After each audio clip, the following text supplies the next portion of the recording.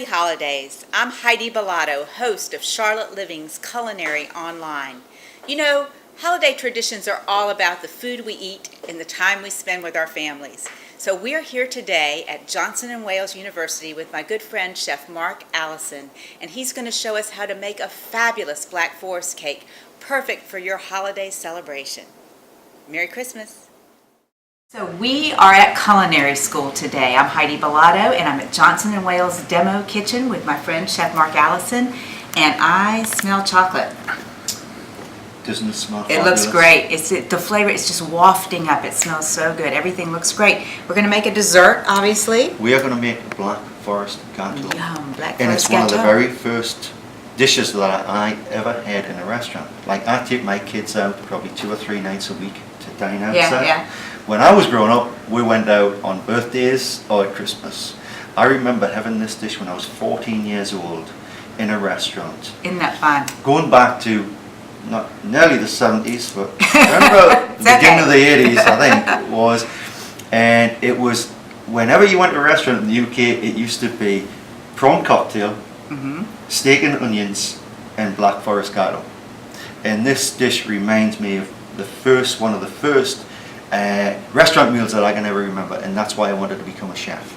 That is see what a great memory. It's a fabulous memory, and we're going to do a slight twist on it. Okay. And I've got one of the students who has made something to finish off this dessert. So, fun. we have got 3 layers of chocolate cake, and again, the recipe is on the website, and you should have 4 layers, but we actually took one of them layers and we turned it into a trifle.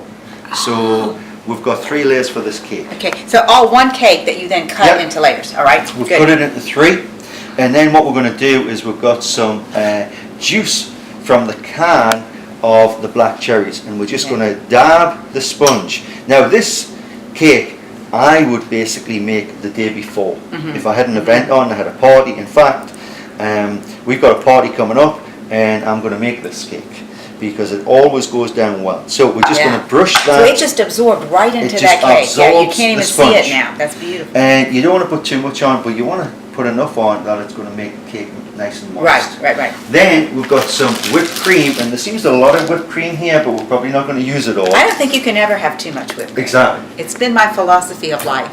And it goes with everything. Yeah. And this whipped cream has got some vanilla in, a little bit of sugar. Oh, yeah. And I haven't put a tip on the end of this.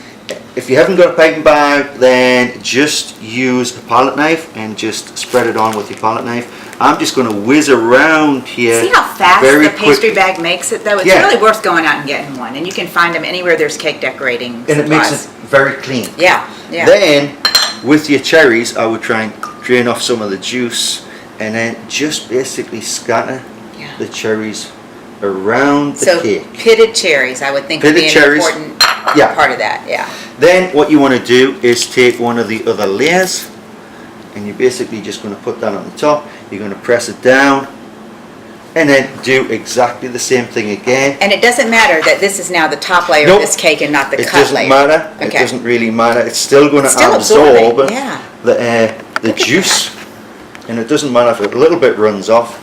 It's all good. We're just going to wet that. Then again, we're going to take our cream, and then we're just going to whiz around again. I love stuff that's layered. So do I.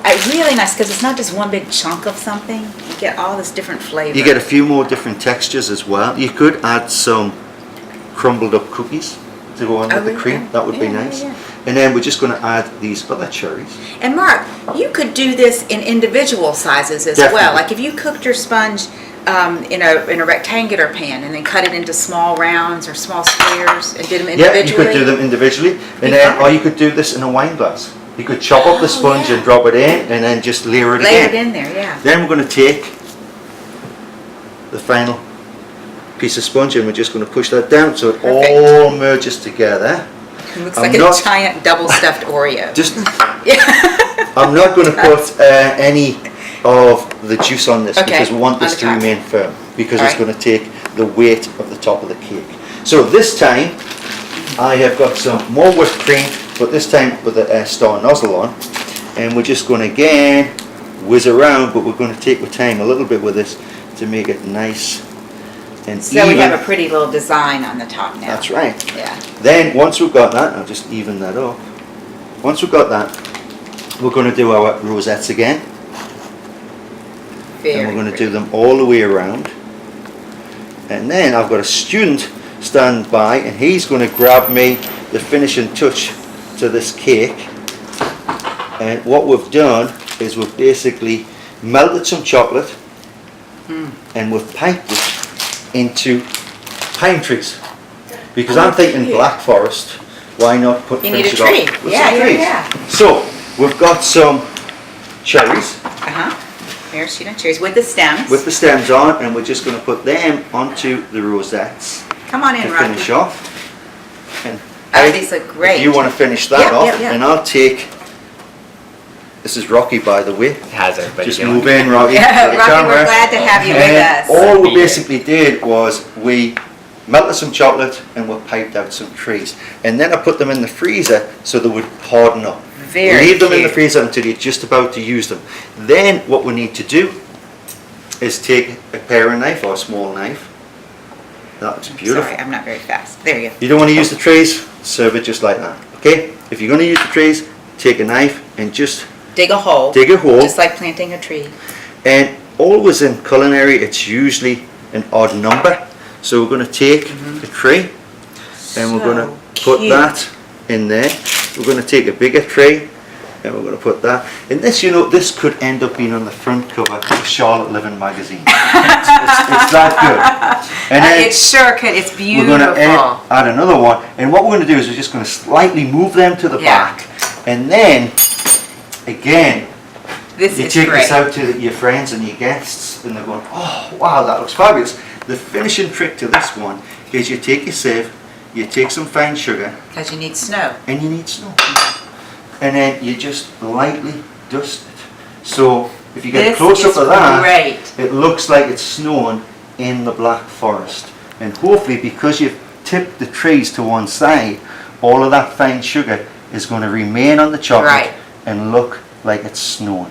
This is the perfect dish for your holiday celebration at home. A beautiful, beautiful Black Forest cake.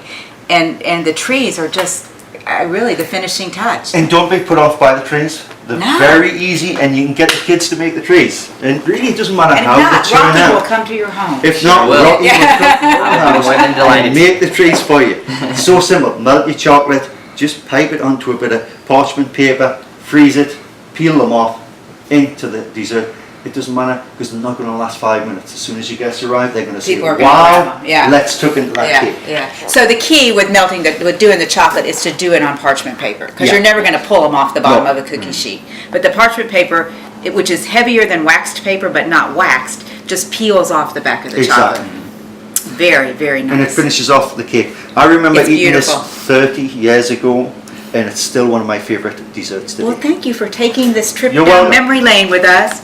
It's beautiful. Oh, just gorgeous. We'll all be making one. I hope so. Thanks, Mark.